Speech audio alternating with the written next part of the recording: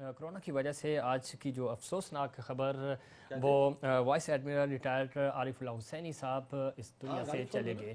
اگر ہم بات کریں عارف اللہ حسینی صاحب کی تو وہ پاکستان کے لیے پاکستان کا بڑا سرمایہ تھے اور انہوں نے چونکہ پاکستان کے نوجوانوں کی ایک امید بنے تھے اور انہوں نے ایک قوم ایک نسب العین کا نعرہ لگایا.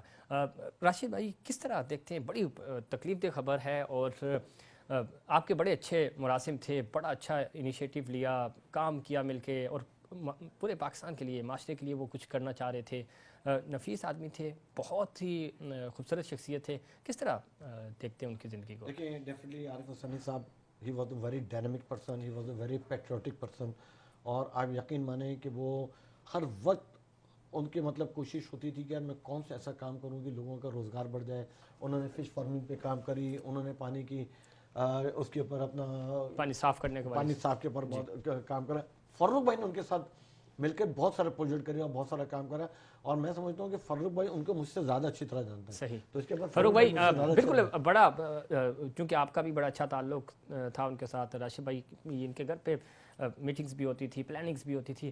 وہ نہ صرف کراچی پورے ملک کے لیے کچھ کرنا چاہتے تھے. بالکل ٹھیک ہے, بالکل ٹھیک ہے جی. ان اللہ و انا راجعون ہوں.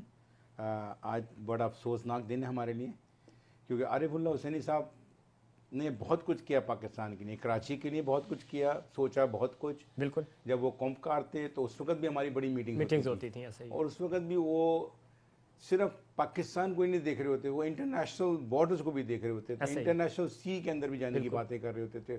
وہ ہمارے ساتھ کافی انہوں نے انٹریکشن کیا کہ ہم کس طرح سے اپنی ایکسپورٹ بڑھا سکتے ہیں, کیونکہ آج آپ کو معلوم ہے کیریئر کا سب سے بڑا فقدان ہے, ہمارا اپنا کیریئر کوئی نہیں ہے لے جانے کے لیے. تو وہ اس پر بات چیت ہو رہی تھی. اس کے علاوہ گرین پاکستان پہ انہوں نے کافی کام کیا اس کے علاوہ. تو he was gem of a person میری نظر کے اندر. اور بالکل ان کا عزم تھا. ہم نے بڑے ان کے ساتھ کام کیا, سیمینارز کیے, یوتھ کو لے کر بڑے سنسیئر تھے اور وہ چاہتے تھے کہ پاکستان کی جو نوجوان نسل ہے اس کو ہم آگے لے کے جائیں. پوری قوم کی وہ تعمیر نو کر رہے تھے. وہ کہہ رہے تھے جو ہمارے ہاں ایک جھوٹ, ہر بندہ جھوٹ بولتا ہے, منافقت کرتا ہے, یہ چیز ختم کریں. ایماندار تھے, مخلص تھے ملک کے ساتھ.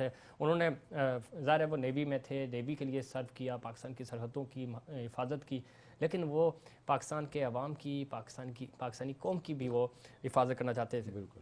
کرونا ایک ایسی وبا ہے کہ بہت اچھے اچھے لوگ کرونا کی وجہ سے, ویسے تو جانا سب نہیں ہے لیکن اس وبا کی وجہ سے, آخری یہ کمنٹ کیا کہیں گے؟ لوگ احتیاط نہیں کر رہے, ابھی بھی سیریس نہیں لے رہے, نہ حکومتیں سیریس لے رہی ہیں اور نہ عوام سیریس لے رہے ہیں, کیا کہیں گے؟ میں تو یہ کہوں گا کہ جی اس وقت وی لاسٹ سو مینی فرینڈس.